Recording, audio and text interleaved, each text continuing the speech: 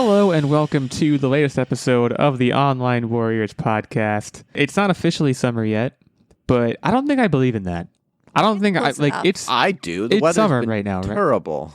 No, I think Memorial Day is the beginning of the summer season, the social summer season. I think there is a summer equinox or whatever the hell you call it, but I think Memorial Day kicks off the social summer calendar. No, all it is the Right. day that I put my winter jacket away. That doesn't make it summer. It's spring. Like, I think if you plotted temperatures over time, I think there would be a very clear jump. Like, if you averaged every year ever or something, like, I think there'd be a very clear jump, probably right around Memorial Day, of like, okay, it's summer now. And like, we're just kind of spending 3 weeks in the interim there being like, well, it's not summer yet. Or like, I guess the people that are annoying are like that, which maybe means that I'm being annoying right now by drawing attention to it. I'm Illegal86. I am joined as always by my good friends, Tactic and Nerd Bomber. We have a big Xbox showcase to go through today. And I mean, I feel like when I say big, I mean like very big. Like, Nerd Bomber teased this to us in our Discord as like a mini E3, and like, as we all know, E3 has gone the way of the dodo, and this is obviously full of Xbox. I don't know if all of them are Xbox exclusives, but they're all like Xbox forward, for lack of a better term. So in that sense, it is not E3. But in terms of the sheer scope and spectacle of some of these announcements and trailers and gameplay footages that we've gotten, like, this does feel like this is when Microsoft is kind of busting out the big guns and saying, hey, we want you to get into our Game Pass ecosystem in particular and, like, you know, be excited for a lot of these games. And as a Sony boy, a Sony/Nintendo boy and not a Microsoft boy, that was felt on my end. There were some things here, and we'll get into them. That A lot of these games, though, they will be cross-platform. Like, they're not going to be exclusive, from what I understand. Like, I think some of them, like Indiana Jones, I want to say they said it already was going to be console exclusive, but there are some games, I think they're even talking about like rebooting the Halo franchise and launching it on PlayStation. So like, I would not be too stressed just yet. Well, so let's just dive right into it. We're going to talk about the Hunger Games later as well, but you kind of have me already in the headspace that I want to be in to talk about Gears of War. And I know Yes. I'm kind of like I'm jumping ahead to like, this might have been You're the end of the jumping showcase. way It's ahead. Well, this It's was like one the of the piece biggest de reveals. resistance. Like, they left it to the end, and it was chef's kiss.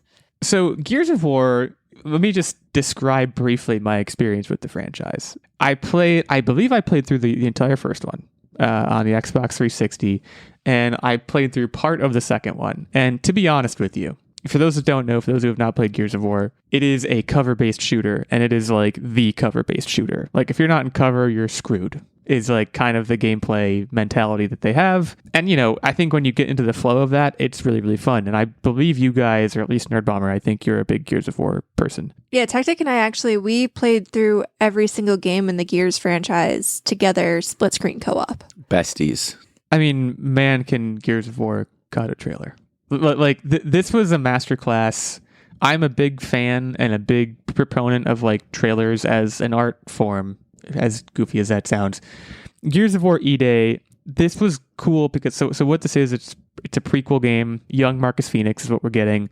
The trailer is entirely basically him fighting with, you have to forgive me, it's been a long time since I played these games. The Locust, thank you. And towards the end, we get the Mad World, that song, Which is a callback to the original trailer. Right. Sorry, did I cut you off? Were you going to say that? No, but I want that enthusiasm because like that trailer, it's burned in my brain because that trailer, among other things, like made me desperately want the first Gears of War game. I was like, this looks like the game for me. It has cinematic, you know, cachet. It's a shooter about killing aliens. I really wanted it. And at the time, I don't remember how old I was when Gears of War came out, but my parents put the kibosh on that because it was rated M. So I wound up getting Lost Planet instead. Shout out to Lost Planet. Obviously, I later played Gears of War and enjoyed it.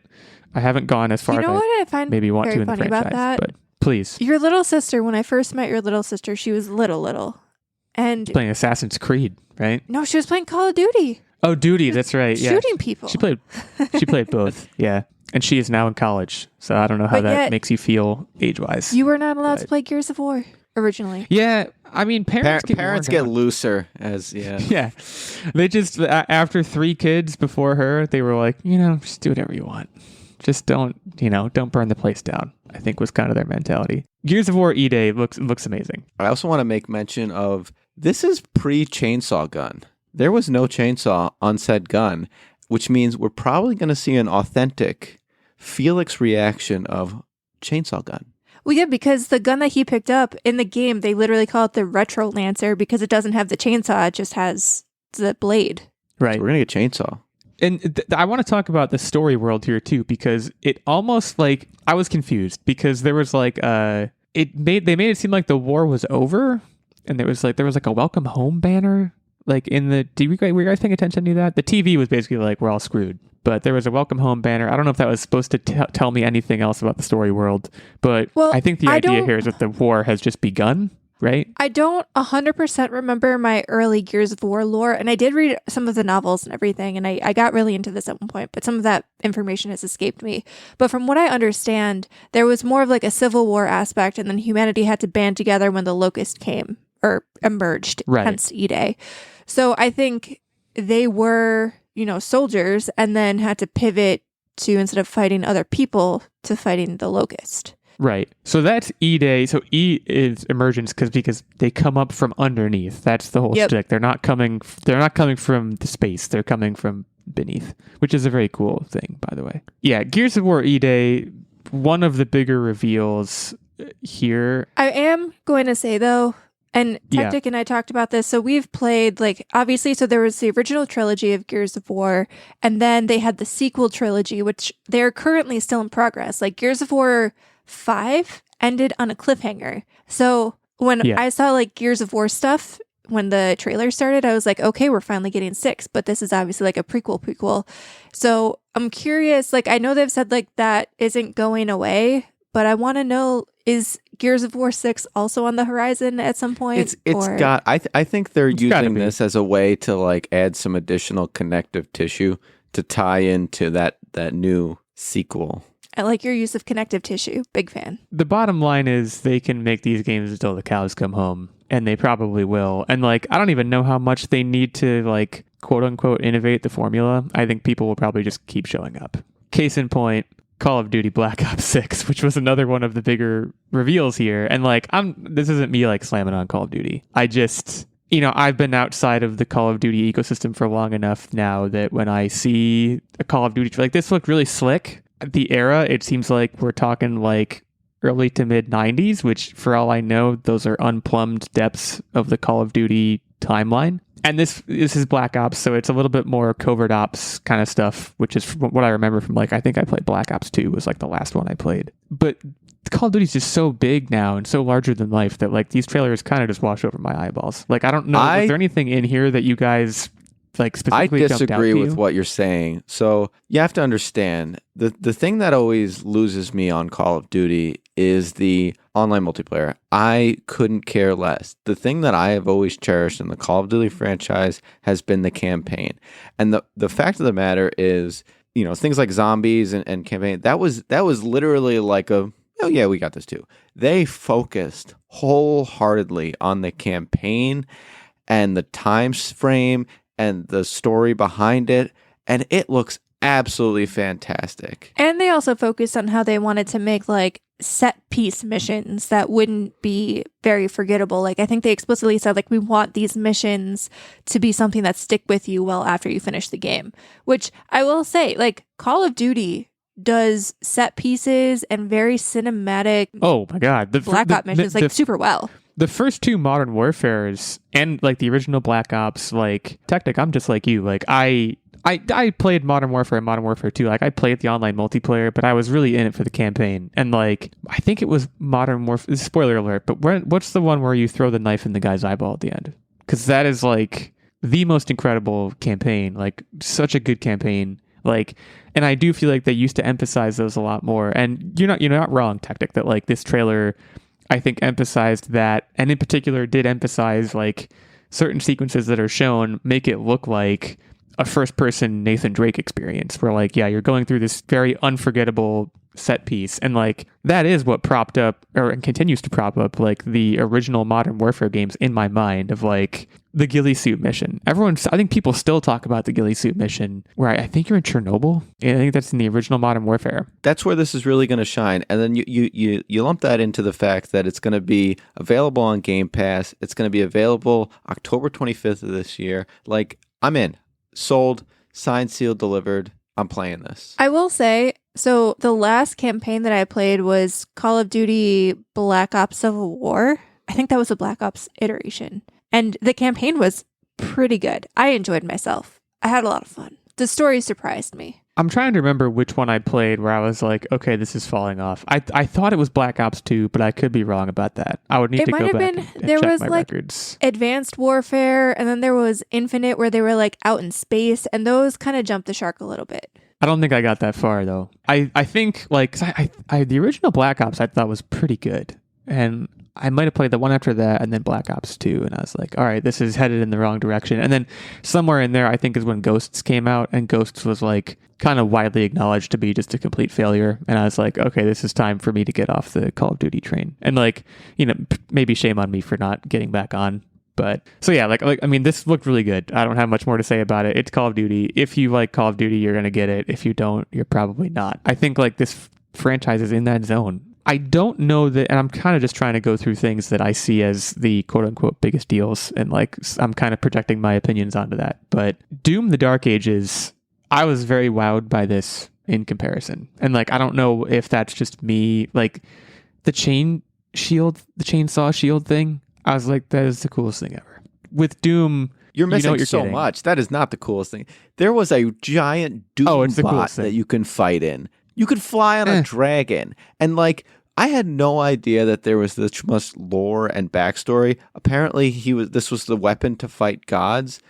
I thought Doom was just a hack and slash beat 'em up. It's just a guy. It was, but if you've played the last two Doom games, well, especially Doom Eternal, they really start shoving in a bunch of lore that I clearly don't really remember a lot of, because I was just there to really quickly. You don't care shoot about demons. that. Like, yeah, I didn't care about that. And who does? Right? Like I'm fine with them trying to do, and like I didn't play Eternal. I didn't even finish the first one. I thought the first one was amazing, but I didn't finish it. Like, I think Doom is great. They can shove lore into it if they want, but at the end of the day, like even this trailer was the perfect example of like, I think it was like a 2-minute long trailer, and like the first minute was like which by the way, the character's name canonically is Doom Guy. So like, I don't think they really, imagined him ever having any sort of lore associated with him. But he's first minute or so of this trailer is like, and then that's the first minute of this trailer is like them being like, he's this character and blah, blah, blah, blah, blah. And then the second minute is like, all right, but here's what you really came for is like, watch what you can do. And it's just like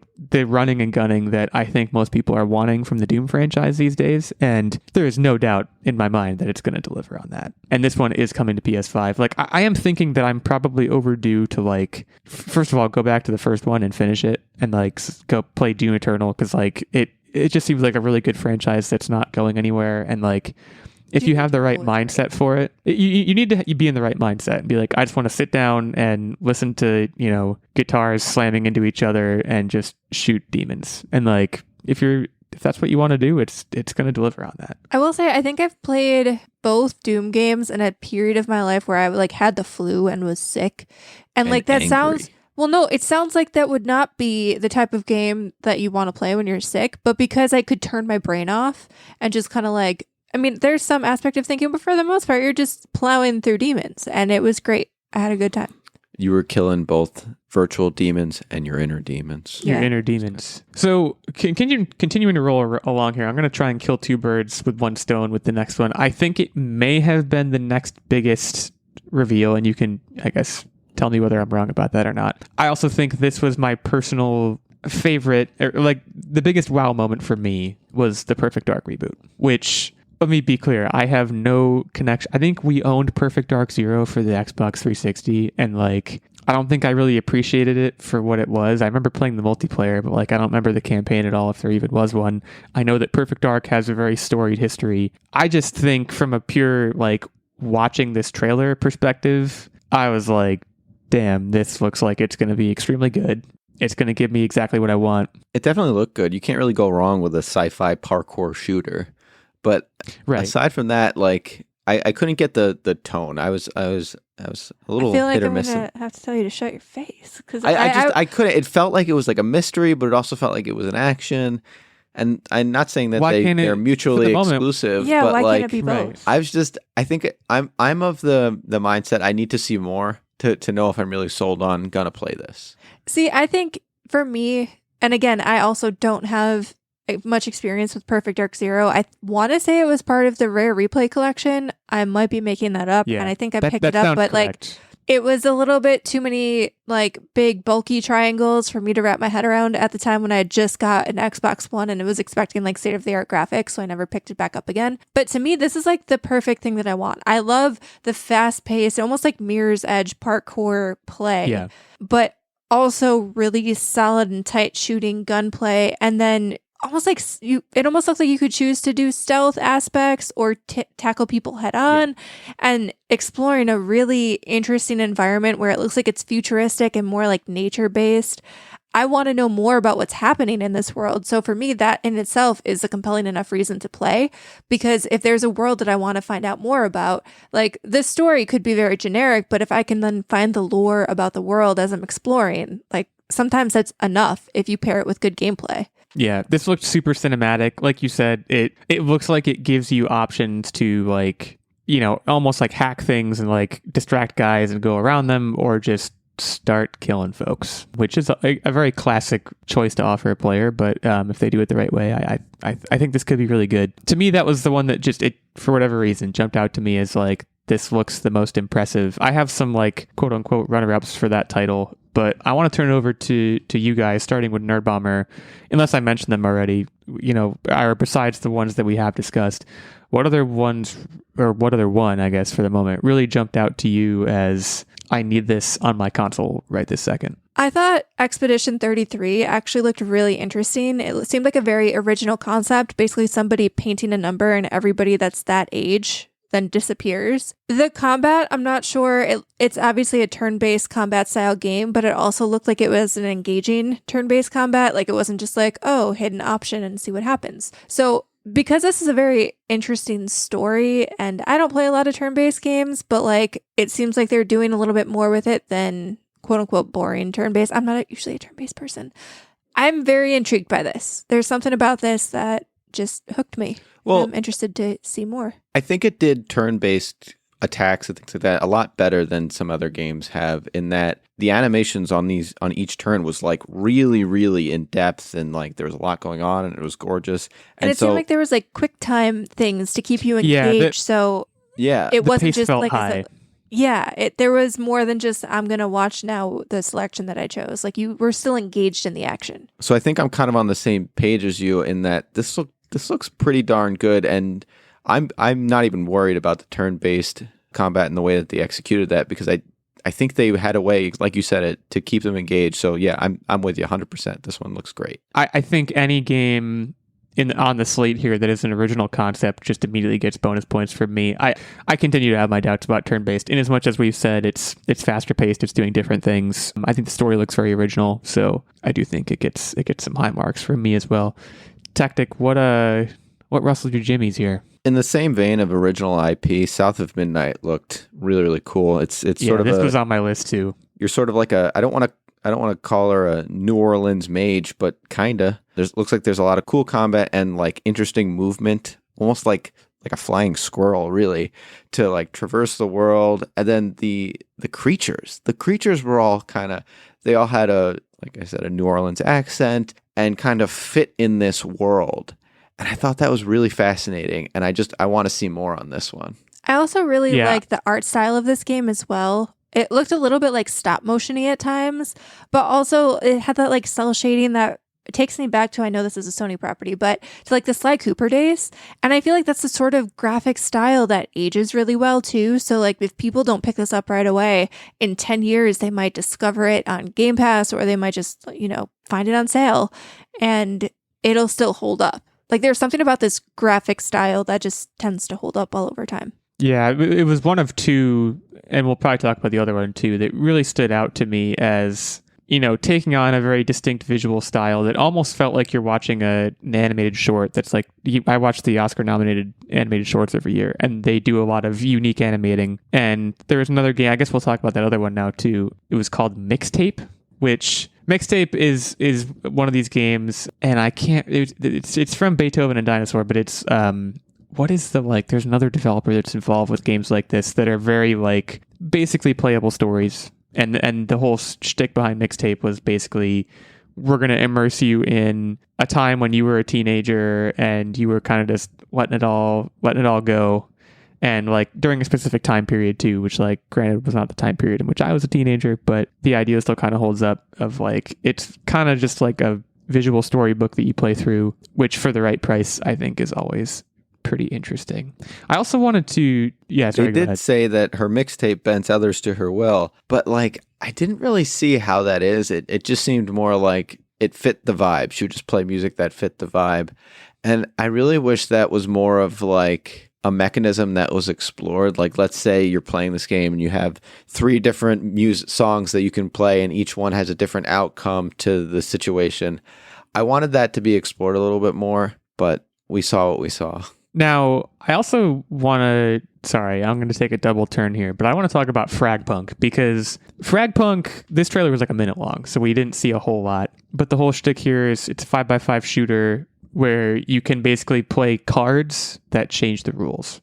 I think the concept is great. I think it's super ambitious. I think there's a very good chance that it will completely fold in on itself. So, this is one that I would not want to buy right away. I would kind of want to see how it does first, but I love the idea. I was so disappointed that this was PvP. From a story, actual playthrough levels and manipulate the environment standpoint, this had so much potential. And for it to just hang its hat on PvP saddens me. Well, I think we talked about this last week with, I can't remember even the name of generic Sony. Yes. Yeah, I think it was called Concord. I can't remember for sure. Someone can fact check me on that. See, but Concord was just kind of a generic shooter. This had weird power-ups that affected the whole map, and this really had legs. Well, right, but the point I guess I wanted to reference from what we talked about last week was just how many of these PvP 5-on-5 hero shooters can exist in the same space.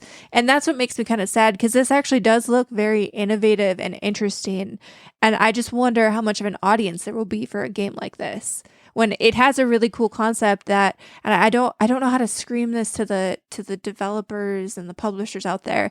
Do you remember back in the day, games used to launch with a single player and a multiplayer component? Can we normalize bringing that back so that when multiplayer eventually dies off, there's still an element of your game that exists in a playable format for people? There were fantastic games that the multiplayer was literally secondary. I will die on the sword that Time Shift is a fantastic game. And no one even knew it had multiplayer, because who cares? The story was where it was at. We all know that multiplayer is where the money is, and that's why. But I hate to keep saying that, because I know I said it with Concord too. It's that's why this space is so crowded. And FragPunk is going to live and die by how innovative and effective and actually functional the cards are. If that distances this game enough from its peers, then it's going to be a money printing machine, and that's exactly what they want. I'm going to do one more, then I'm going to pass it off. Another one that was kind of a big deal, and granted we'd heard about it before, but we got some extended footage of Indiana Jones, and I just kind of want to go on record here and say that... Did it redeem itself in your eyes? Because I know you weren't hot on it before. I crapped all over it. You're being too nice. I crapped all over it when we first talked about it on this show. I don't remember what it was. You were kind of on the uncanny valley side of it, and it still has a little bit of that. What it more is for me is, so we saw this extended sequence where they're on a battleship on top of a mountain in the Himalayas, which how that whole thing came to be, who really knows? We didn't see much about that. But for me, what it was, and granted, most of this was all cinematic. I think the gameplay might still have some issues, but the cinematic that we saw very, very perfectly nailed.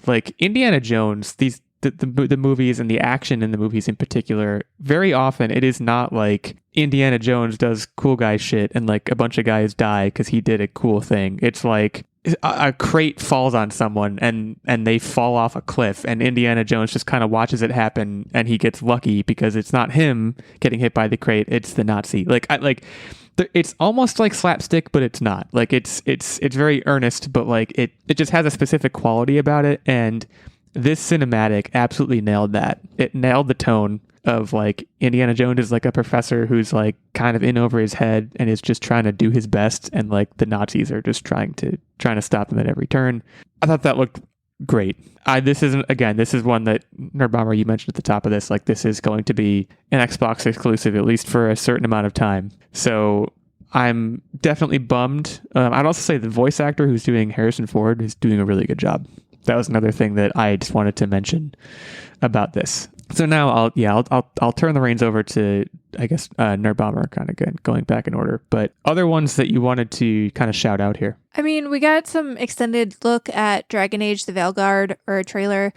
So you guys know I'm a big BioWare fan, and this looked fine. It looked a little cartoony, and like they were really leaning into, and we talked about this last week too, they were kind of leaning into like the Guardians of the Galaxy, like band of misfits shtick, which I get, it's an RPG where you have a lot of companion characters, but it just looked a little bit too cartoony for what I'm used to a BioWare game being, which I'm not the biggest Dragon Age fan. Like I played the first one. I never really dabbled in the successor games.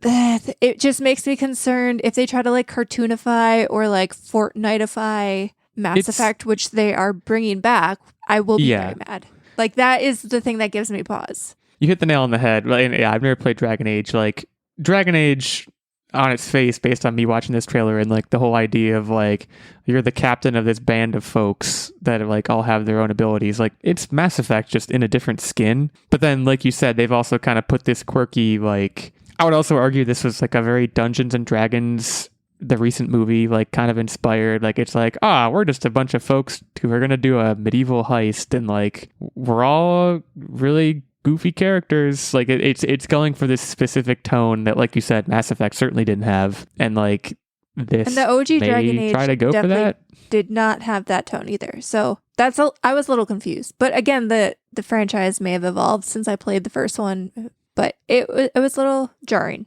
Yeah, conceptually it looks really cool, but I think I agree with your concerns. And then sort of in the same vein, Fable.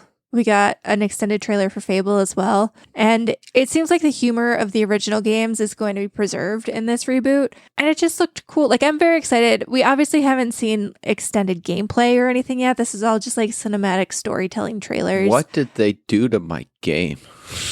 You're not a fan? I know you've played 2 Fable games. I've played Fable 1 and 2. And you're not pleased.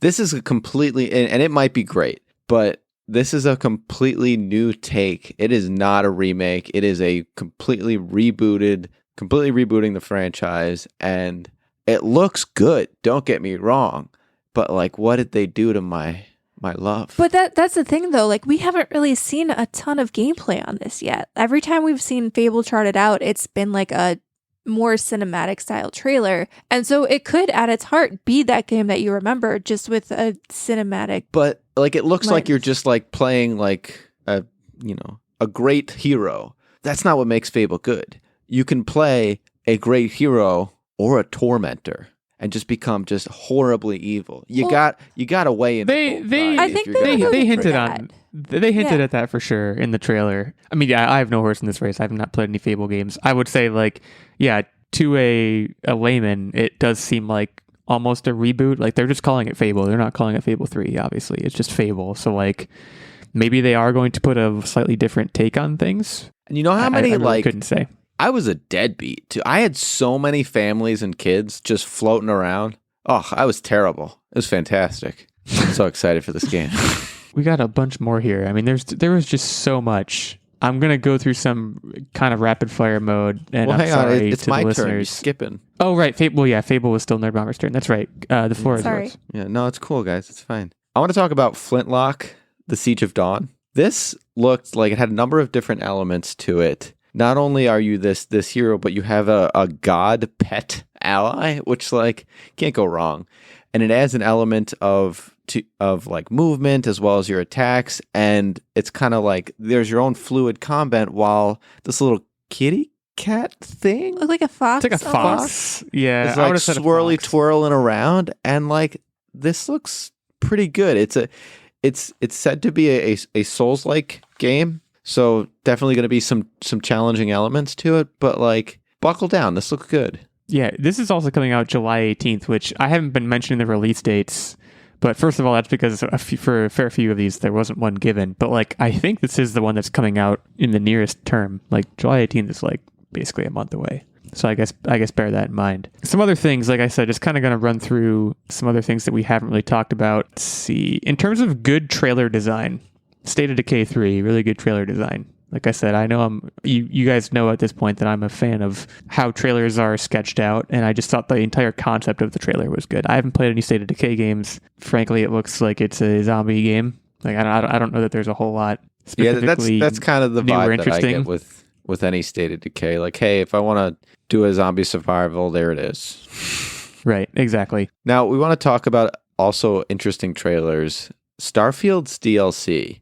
So Starfield had, originally shown itself as this mass space exploration, be the hero that you want to see. This was a completely new take that really, I thought, and not new, I want to put an asterisk on that statement, but it really piqued my interest because the whole vibe on this was like spooky, scary, almost like human harvesting like they did in The Matrix. To be clear, there are spooky, scary missions in Starfield. Right, but it was never set as a trailer piece. It was always like, explore the next frontier. This is a Starfield's whole new point of view. Yeah, Starfield's original promo content was basically like, you're exploring space and everything's good, man. Just have a good time. For people who haven't played the story, I think that's really neat for them to show, like, hey, this is a game not only for the space explorer, but the spooky, scary people. And like, hell, next week we're going to drop a unicorn planet. Like, whatever you're into, that's the beauty of this kind of game because it's endless. It can be whatever the player wants it to be. Metal Gear Solid Delta Snake Eater. Sorry, we're rapid firing here. I didn't disagree with anything you said. I have never played a Metal Gear Solid game. Same. Boy, would I like to after. Like, I think this looks great. I don't like. This is one of those situations. You want to be Naked Snake? Naked Snake. Like we talked about this with another game last week or whenever we last recorded. Like, I want to know if this is a suitable on ramp for me, having played none of the other Metal Gear games. Like, I mean, the prequel sounds like the best on ramp, right? There's no other backstory. Is that what this is? I mean, Yes. I don't know. I didn't even know that. This is Mission Zero. You are naked. Like, you are literally a naked snake. It wasn't That's what said they enough tell you. times in the trailer, so I just wanted to say it again. Naked. I have to quickly shout out Winter Burrow. Oh, the little This cute one- mouse game. It stuck out to me in the sense of like, and I'm not saying this as a slam on this game. This is a game that you should play on the Switch. That's just my opinion. Like, this game looks like, okay, they made it for the Switch, and then for some reason they couldn't get it on the Switch, so now it's coming to Xbox. And like, maybe that's just me having blinders on for like what should go on what console. I also love this trailer at the very end. They're like, oh, cute mouse, put a little hat on him, put gloves on him. Hey, you found your friend. Oh, an owl just took him. He's probably dead. And then they just ended the trailer. I was like, wow, that's very dark point to end on. This did look neat though. It gave me a little bit of Cat Quest vibes with a little bit of like mystery exploration. It looked neat, but I agree with the Switch vibes. This is a Switch game. Now the question is, if this comes in early 2025 is what they said. If this comes out in like early 2025 in terms of like January, February, are you going to want to play a game in which you're in a winter burrow in the winter when you're burrowed? I'm That's not just a going to play this philosophical- game. Just period. Okay. Well, that's it's good to know, I guess. I don't want to like Life is Strange. I think I need to play these games. Like, as a murder mystery fan, I feel like I'm doing myself a disservice not playing any of them. I don't know if you guys have exposure to them at all. I These didn't are, play again, Life kind is of- Strange. There was another not related game by the same developer that I played. Tell Me Why, I think. I played that one. It's good. Again, this is like, it's not a walking simulator, but it's like, you're just kind of like probably walking around chatting with folks and like learning about a story. Yeah. Flight Simulator. Well, there's a lot going on in the Flight Simulator, and which is weird to say that, but like, I don't remember in the flight simulators that I've played, which admittedly were like 20 years ago at this point. Like, I don't remember you being like, here's all the jobs you can have. Like, they start with like, you're flying a commercial airliner. And I'm like, yeah, flight simulator. And then they're like, you're flying experimental aircraft, like, to like dust crops. Like, again, maybe that was in the old flight simulator, but like it focused a lot on like what your career would be as a potential aviator, which I thought was this game, every single time I see it, I go, yeah, I can make my own cockpit. And then I never think about it again. And the fact that it's continuously in the showcase, because I think I'm very much not alone in this opinion. Why do they keep bringing it back? We get it. This is something that, like, if someone wants to build a cockpit and they're just going to go and find it and download it, everyone knows it's available. It's like showing off Roller Coaster Tycoon or Sims in the Xbox. Like, if you want to play it, they're going to play it. It doesn't need to be shown off. That's my stance. It's like, I wonder even about like Microsoft Flight Simulator feels kind of like a thing where like, I don't know that you need to put a trailer out in the showcase for it because the market for it is so niche already. Right. I don't know that you're going to grow the market. Microsoft Word, you don't look for an Xbox showcase. You just download Microsoft Word. It's in the same vein. Yeah. I don't know that you're going to be this as part of Office market. Suite. Well, I actually think my first computer, the illegal family's first computer, I think it just kind of like came with Microsoft Flight Simulator. They're just like, here, you get this. And that was the only reason we had it. You could fly the a only plane reason we or played it. Play some Minesweep, whatever. Right.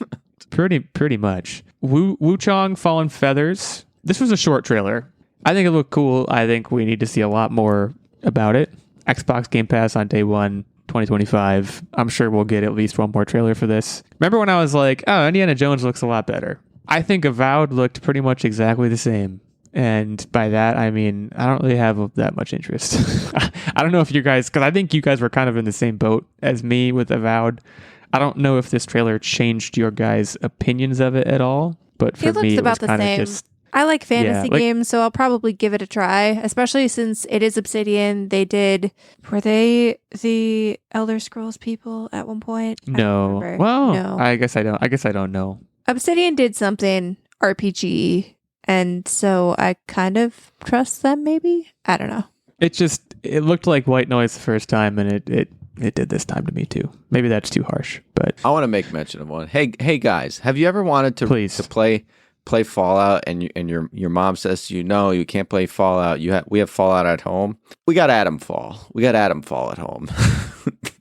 Yeah, I mean, Nerd Bomber and I looked at each other. We're like, this looks like Fallout, and then it goes Atomfall. We're like, oh, okay.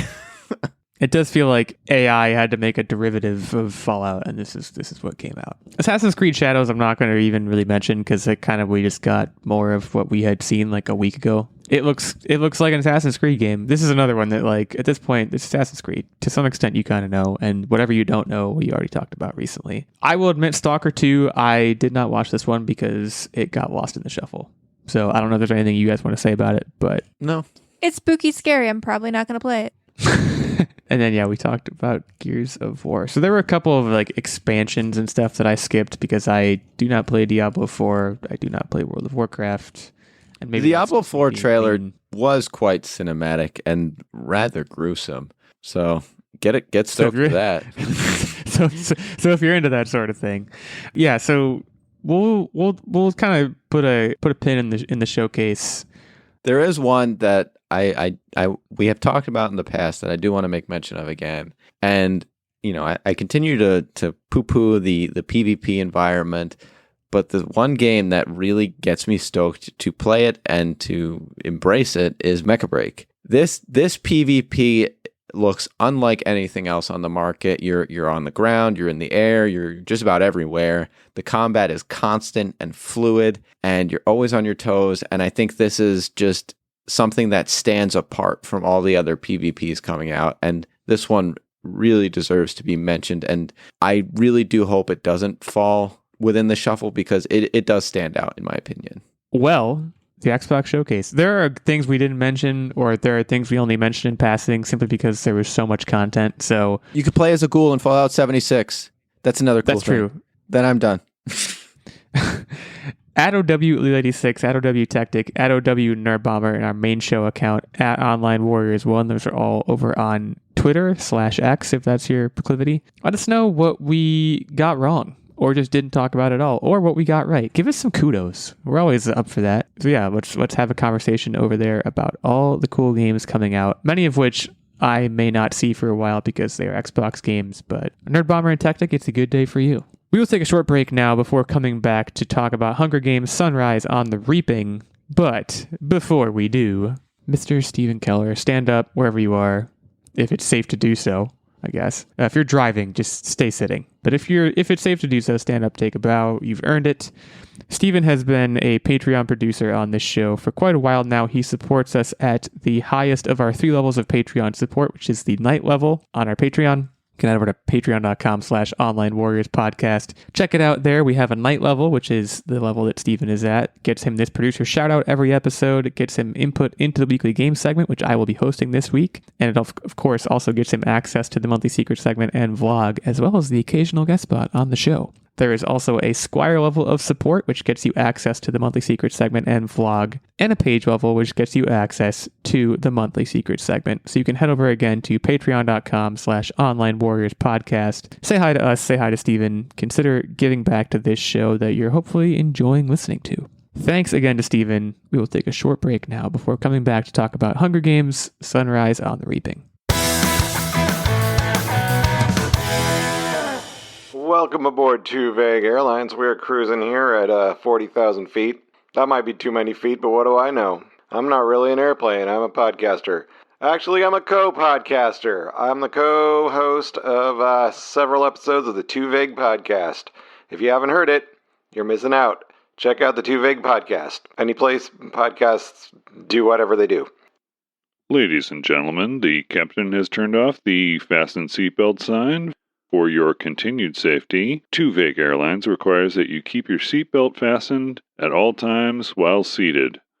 But while you're seated, you can tune into the Too Vague Podcast, TWOVAGUE, on your favorite podcast services and enjoy the flight. Okay, we are back to talk about Hunger Games Sunrise on the Reaping. Now, there's kind of a couple pieces of news here. Basically, a book was announced, and then like a minute later, or I guess maybe simultaneously, the movie was announced. So the book will be coming out on March 18th of 2025, and the movie will be hitting theaters on November 20th, 2026. Now, Nerd Bomber, I'm going to turn it over to you in a second, because I think you are maybe the expert person on this. My understanding of what this is to be about is, I think it's this. Is it the second Quarter Quell? I'm This not sure which is Quarter Quell it is. Haymitch's Quarter Quell. Yes, it's Haymitch's Quarter Quell. I'm just not sure if that's the second, or because I think Katniss's was the third, but I could be wrong about that too. Don't quote me on any of that. But yes, it is the Haymitch Abernathy Quarter Quell that he is in. Now, what I will say about this is the Hunger Games. I was just reading this today. Suzanne Collins, who is the author of these books, kind of very publicly has gone on record basically saying she wouldn't be writing another book if she didn't have something to say, which I think at this point, based on the content that she has put out within this franchise, I think we can believe her when she says that. Like, she's not just, this isn't a profit machine thing. This is, she's putting out a story in which she is going to comment on something, I think is the general belief. And, I think the story universe of the Hunger Games is great. So, like, not that you're asking for my opinion or anyone is, but like, yes, why not? It's kind of my overarching. And what I will say is I have not watched the latest movie yet, nor have I read the latest book, but They were both surprisingly quite good. Not surprised. I've generally heard, I don't know if I've heard much surprise, but I've generally heard that like they're good. And I think people are just very game for this. Like, the internet sentiment when this was announced last week was basically like, I know where I'm going to be when this hits theaters, which, in this day and age is a pretty strong piece of positive feedback. Yeah. I mean, I don't have a ton to say because obviously we don't know the story, but I just think, I don't know, I'm very excited about this. This is an excellent decision in the franchise. Yes. Now, who plays young Woody Harrelson? It's just a brief discussion question before we move on, because I agree there's not a whole lot more we can even say about this, but I think Woody's going to be in the movie in some respect, depending on how the book is laid out. But who plays a young Woody? Maybe we can just think about that and come back next week. But Who's that one guy from Challengers? Which, by the way, I have not seen, but I know this guy's very hot right now because he looks kind of like him, and he's a young buck. Mike Feist. Feist. However, he is 32 years old. He can play younger, but he's 32 years old. You can age him down. I'm not too worried about it. He could pass as a teenager if in the right lighting. That is my pick based on very little information.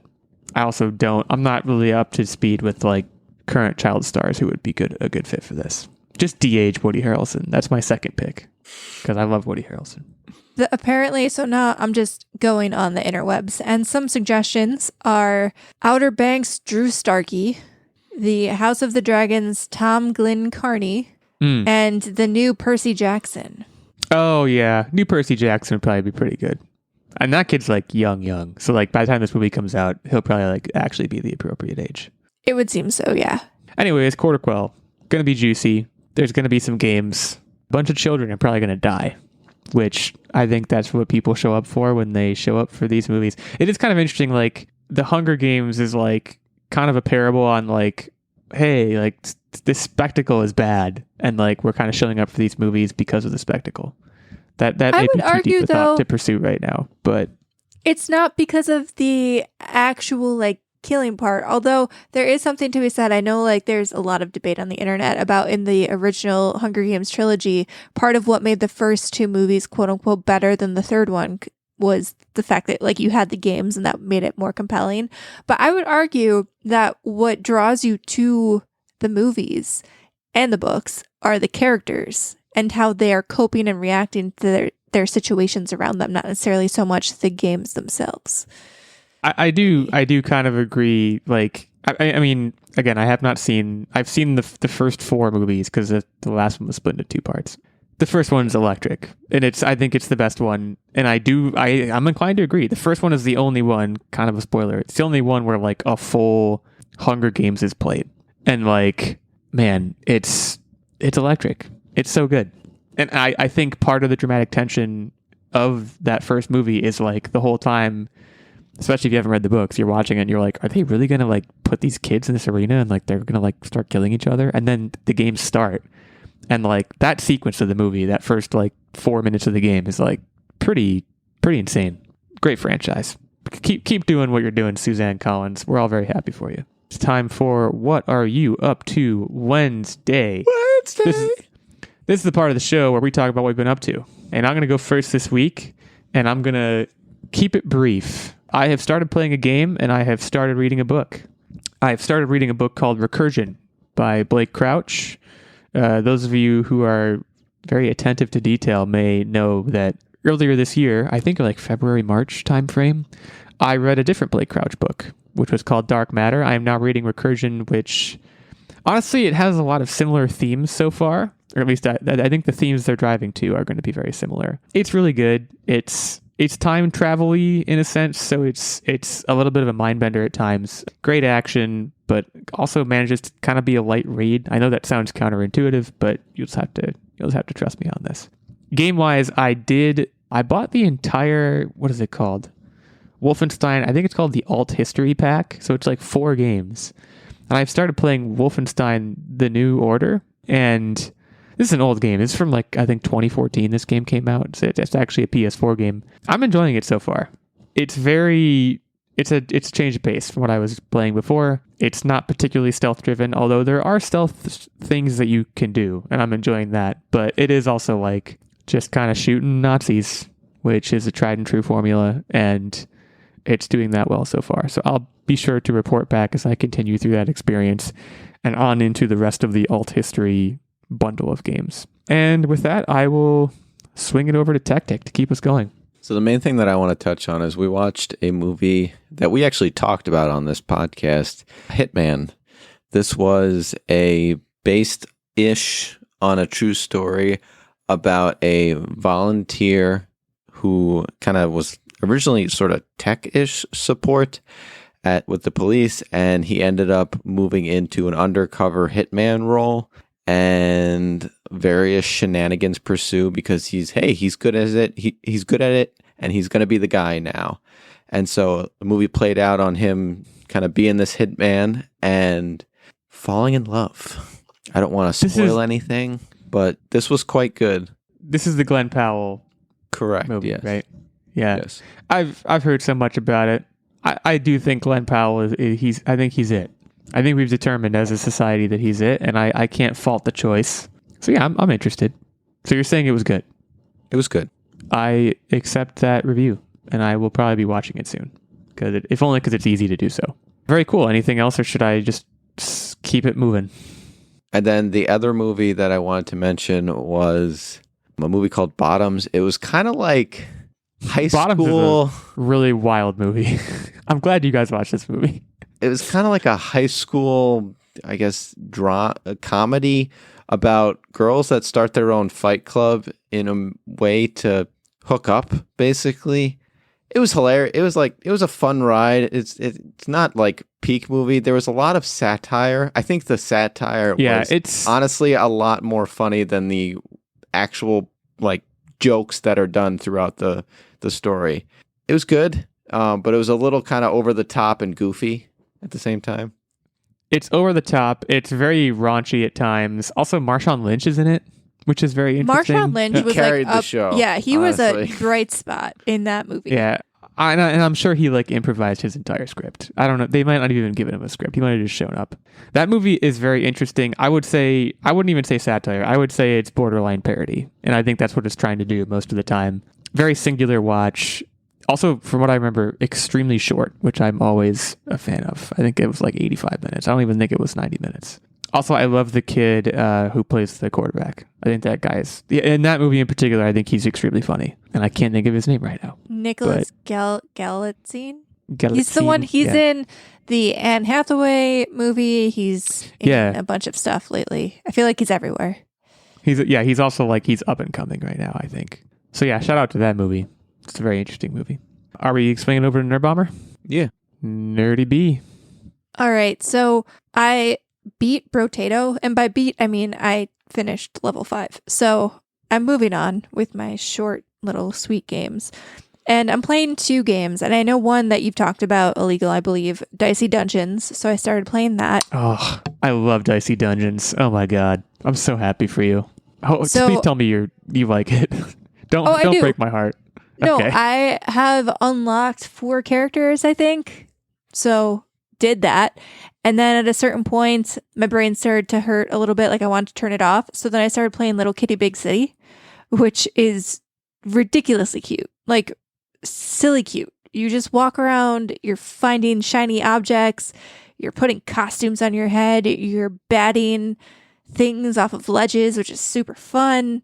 I don't know. It's just very cute and relaxing, and I'm really enjoying it. There's like story stuff somewhere. I know I'm supposed to be like doing things, but right now I'm just kind of like running around, and I keep stumbling upon different like achievements. That cat achievements is what they call it in this game. So different cat achievements that I should be getting. Like I'm an artist, for example. I've done some painting as a kitty cat. So you guys know me. You know cat games up my alley. So I'm going to have a lot of fun with this. This is one we talked about, right? Like recently? Mm-hmm. Yeah. Okay. I just want to make sure.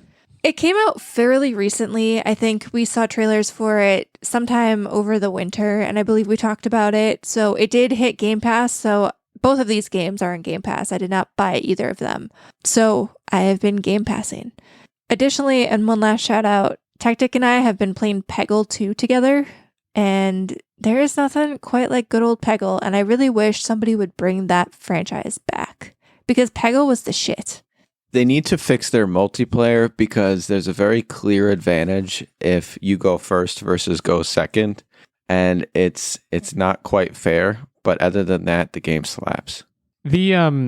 To go back to Dicey Dungeons really quick, like I do know what you mean. Like that game in particular, like when you get to the robot and the witch, like there's like it's a light game in the sense that you can like do a quote unquote run through an episode in like, I don't know, 15 to 20 minutes, but like you're doing a lot of decision making.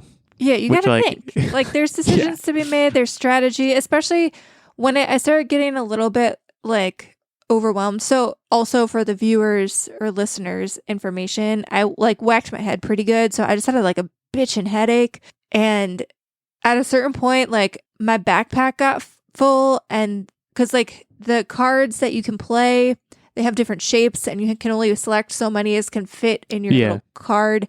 And then just having to think about what I needed when was getting a little bit overwhelming at the time, but like not in a bad way, just because I had a headache. But you make a lot of different decisions and strategy choices, and you can like I didn't die. I never lost. Just to be clear, I did not lose. So I don't know. You will. Unless you're like really, really good at this game, which I guess is possible. Like I played this game for a while. I'm banking on that. Like, I don't know. Have you seen me play games?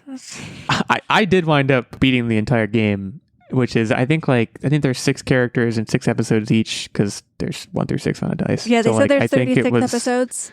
36 episodes. Some of the later ones are pretty intense because each episode has like some kind of modifier of like you can't use this kind of weapon, or like every level you get through, you lose 4 health and like stuff like that. And like they're trying to make it difficult on you. So those decisions become more and more important, and how you chain and combo things and use your limit break becomes super important. So yeah, I love that game. It's also a game that you can play. Like I played that game in spurts over a stretch of like 2 to 3 years and then beat it. So like it's the kind of thing you can like back burner and just pick up when the mood suits you. So shout out to that game. Also, I hope you didn't pay more than like $10 for it, because I think I paid $2 for it. Game Pass, baby. Oh, that's right, Game Pass. So $0.99, free 99, as they say. Actually, it wouldn't even be $0.99 because that would be 99 cents. We're gonna move on now to the quiz this week, which there's a special occasion here. It's Judy Garland's birthday, the day that we're recording this. I assume that is why we have selected her as a topic for the quiz. Her illustrious career notwithstanding. So, looking at the record books, I'm at 8-5. Nerd Bomber also at 8-5. Tactic 5-10, and Steven 1-1. So, Nerd Bomber, if you lose this, you will slide out of first place. Can you give me an example of what she's from? I'm drawing an absolute blank.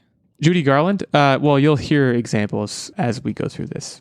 How about that? And in fact, we'll start with the question that should jog your memory pretty well. So, as always, these are all numerical answers, and each player gets one use of either a +1 of their opponent's answer or an answer of 1 to be used at any point during the game. I have 5 questions in front of me, and we'll produce a tiebreaker as required. So let's get right into it. Nerd Bomber will go first because she has the better record, and her going first give Tactic an advantage. What is the runtime of Somewhere Over the Rainbow on Spotify, as sung by Judy Garland in the hit film The Wizard of Oz? I know for minutes and seconds. The like OG song is very long, but I feel like for the film and her version, it's shortened. So I'm going to say 3 minutes and 52 seconds. Over to Tactic. So this isn't like a Broadway. This is in the movie, correct? That's correct. I'm going to say 30 seconds. Yeah, so Tactic gets the point. Nerd Bomber, 352 is a very long song, especially for a movie. I thought it was like a credit song. It was like 2 I thought minutes it rolled and into the 45 credits. seconds. Okay. No, I so think she sings it like right away. I think she sings it towards the beginning of the movie. I thought they like re-rolled a full version during the credits. So, okay, that's my beef. No, this isn't Dicey Dungeons. Well, 2 minutes, 45 seconds is the answer. So Tactic is on the board. Fun fact about Judy Garland, she is the first woman to win the Grammy for Album of the Year. She won it for Judy at Carnegie Hall, which was a live recording of her singing, I think, just a bunch of different songs at Carnegie Hall. In what year did she win the award? 1969. And over to Nerd Bomber. Earlier than that, I think. I'm going to toss out 1900 just to give myself some buffer. It was earlier, 1961. So, Tactic, you were quite close, but Judy was hitting long before we went to the moon. So it is now tied at 1 going into question 3. How many IMDb credits does Judy Garland have as an actress? It was a different time back then. I feel like she probably got like... It was a different time back at a different time. There's absolutely no doubt it was a different time back then. 20. I was going to say they weren't as prolific because they didn't make as many movies. So I was going to say that it was a different time. So I'm going to say 20. But I'm so you're going to say 20. Mute myself. Yes. Okay, I have Tactic. no idea what the question is. All I know is it was a different time. How many IMDb credits does Judy Garland have as an actress? That was 21. the original question. Okay, the +1 used to great effect. Now, Nerd Bomber, it was a different time. There's no doubt about that. Just from a calendar perspective, first of all, it was a different time. She had 40 credits, which I don't know how that would stack up today, to be honest I with feel you. like now you look up even like a B actor and they have like 150 credits because they were in 2 seconds of a movie. I'm gonna do a live prove you wrong, like, because I think I've talked about this with someone, and I'm about to like display a really disgusting amount of Nicolas Cage knowledge. But like, Nicolas Cage, an actor who is known for like putting out 2 movies a year and then being direct to video and like not that good, I think his lower is a lot number than you would expect. So he's in 123, and I feel like he is like the top. He's like the top of the, like, there's no one making more movies than him. So I guess just that might put it into perspective a little bit. Anyways, Tactic moves ahead 2-1. Now everyone knows Judy Garland's most famous daughter, not her only daughter, but I would say her most famous daughter, is Liza Minnelli. She was in Cabaret. She was the funny lady in Arrested Development, amongst many other things. How old is Liza Minnelli currently? 57. 58. Good +1. It's 2-2. She's currently 78. I mean, she's an elder at this point, which means we're going into the last question, and it's tied up high noon, 2 answers to 2 answers. In 1960, Judy Garland was paid in advance by Random House to write an autobiography. The autobiography was never completed, but how much was she paid in 1960 dollars? She was probably given like $30,000. Tactic. I'm going to say $50. Okay, well, Nerd Bomber did come close to busting, but she remains top dog here. Fudge! Sick. Let's go. $35,000, which is the equivalent of $280,000 in 2023 dollars. As I mentioned, the autobiography was never completed, although she did work on it with a ghostwriter for a number of years before her passing. So, Nerd Bomber moves to 9-5. I remain at 8-5.